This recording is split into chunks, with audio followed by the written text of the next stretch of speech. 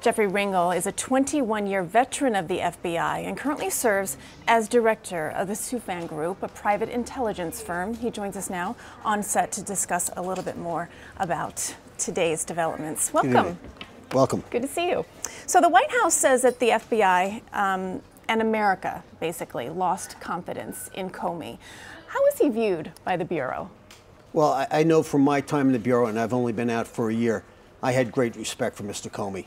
And the statement that Mr. Comey lost the respect of the rank and file, that's not what I've seen. That's not what your colleagues felt either? I think most colleagues, the ones I've talked to, have said they still respect Mr. Comey. They would continue to work for Mr. Comey.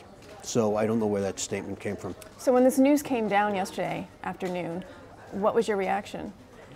I was shocked when I heard it. I thought that it was crazy to remove the director of the FBI. He has always shown true integrity. I thought everybody in Washington, saw that he was very ethical. And when he was fired, I found it very shocking. So the relationship between the White House and the FBI, I want to discuss that a little bit. The White House, particularly Mr. Trump, was not happy with these leaks that were coming out about the investigation. How is that relationship between the White House and the FBI? Between the White House and the FBI. I don't know, since I am not part of it. I would say that this is not the first time that the FBI and the White House might have bad relations. If you remember, under Director Free and Bill Clinton, relations weren't that good.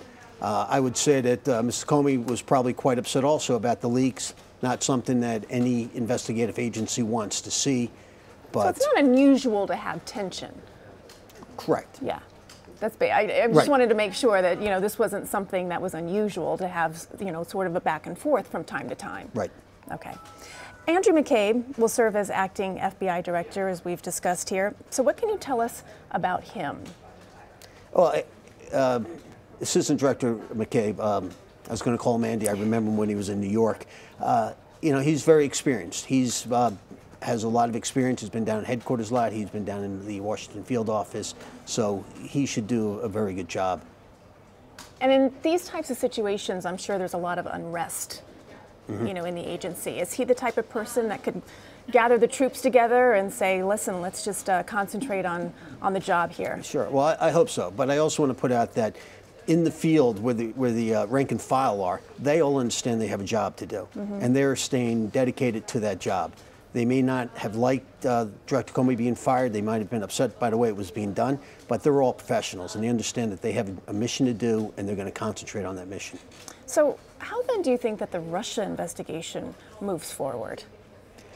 Well, again, I think not being intimately familiar with that investigation, but like most investigations, Director Comey is probably being briefed on a daily basis on what's going on. He may have been able to give some input to the investigators, but the rank and file, the people actually doing the work, are still all going to be involved in the investigation.